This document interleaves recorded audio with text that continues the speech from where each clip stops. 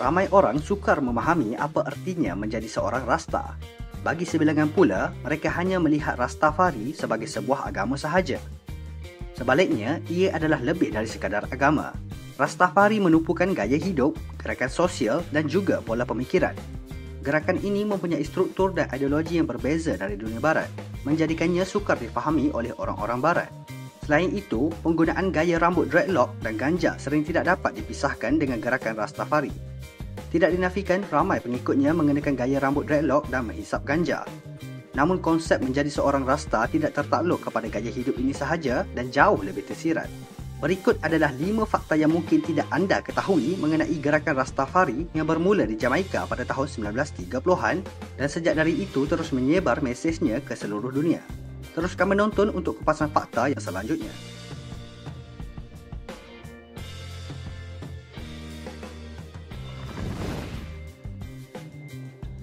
Nombor 1. Sejarah kebangkitan Rastafari. Gerakan Rastafari bermula di Jamaika pada tahun 1930-an sejajar dengan ramalan yang dibuat oleh Marcus Garvey, seorang pemimpin politik berkulit hitam. Garvey mengetuai sebuah organisasi yang dikenali sebagai Universal Negro Improvement Association yang bertujuan untuk menyatukan kembali orang kulit hitam dengan tanah asal mereka, benua Afrika. Ramalan Garvey juga seakan dilihat menjadi kenyataan setelah pertabalan Maharaja Haile Selassie I di Ethiopia pada 2 November tahun yang sama. Para pengikutnya melihat pertabalan ini sebagai pemenuhan ramalan Garvey dan Haile Selassie pula dianggap oleh para pengikut sebagai Black Messiah. Dia adalah figura keselamatan dan dipercayai akan membebaskan bangsa kulit hitam dari penindasan barat serta menyatukan mereka kembali dengan tanah air mereka, Afrika. Cabang pertama gerakan ini pula dibentuk oleh Leonard P. Howell, seorang pengikut setia Garvey.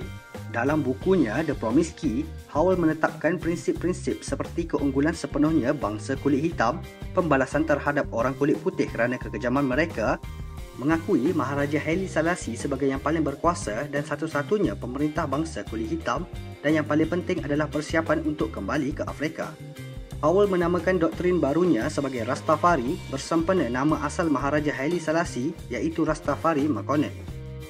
Nombor 2. Warna ikon Rastafari.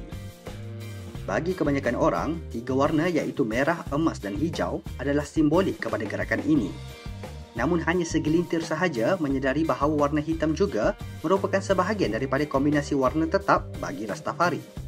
Warna-warna ini bersifat simbolik sehingga memiliki maksud yang lebih tersirat melampaui muzik reggae dan ganja. Warna merah, emas dan hijau diambil sempena warna bendera negara Ethiopia, tempat asal Maharaja Haile Selassie, dan selepas itu warna keempat iaitu hitam juga ditambah. Warna merah melambangkan darah yang mengalir di dalam tubuh seorang Rasta dan juga sebagai simbolik kepada pengorbanan pengikut yang terdahulu. Warna emas yang kebiasaan digambarkan sebagai kuning merujuk kepada harta karun dan emas yang terdapat di tanah air mereka, Afrika. Hijau pula melambangkan tanah subur di Afrika, sementara tambahan warna hitam menggambarkan bangsa kulit hitam yang merupakan pengasas gerakan Rastafari. Nombor 3. Bob Marley dan Reggae. Ramai yang beranggapan bahawa legenda reggae dunia, Bob Marley, yang memulakan gerakan Rastafari. Walaupun hakikatnya dia hanyalah salah seorang pengikut.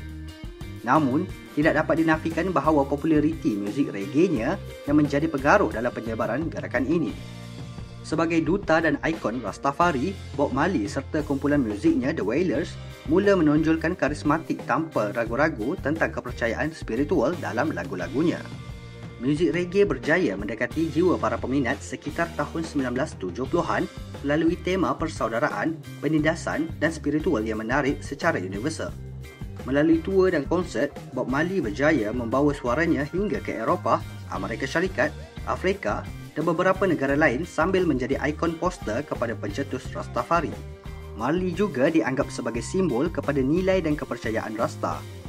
Dia meninggal dunia kerana penyakit kanser pada tahun 1981, namun karya muziknya tetap menjadi nadi penting dalam mengembangkan gerakan Rastafari ke serata dunia. Nombor 4. Ganja dan Rasta. Menghisap ganja atau weed adalah hanya pilihan bagi semua pengikut kepercayaan Rastafari. Hakikatnya, sebilangan besar Rasta tidak merokok sama sekali. Stereotip bahawa pengikut Rastafari harus menghisap ganja atau menjadi pothead amat bertentangan dengan ajaran gerakan ini. Dan setiap Rasta harus sedar bahawa Rastafari bukan hanya mengenai ganja semata-mata. Mungkin bagi kebanyakan orang, menghisap ganja adalah untuk keseronokan dan akhirnya bertindak di luar batasan. Namun bagi para Rasta, bertindak di luar kawalan adalah tidak menghormati agama Rastafari. Bagi mereka, ganja hanya akan hisap dengan cara ritual bertujuan menyedarkan minda sehingga mereka dapat menentukan atau berfikir tentang dunia secara tepat. Sebelum mula menghisap ganja, para Rasta akan berdoa kepada dewa mereka iaitu Haile Selassie. Oleh kerana ganja diharamkan di hampir setiap negara pada hari ini, sebilangan pengikut Rastafari memilih untuk tidak merokok sama sekali.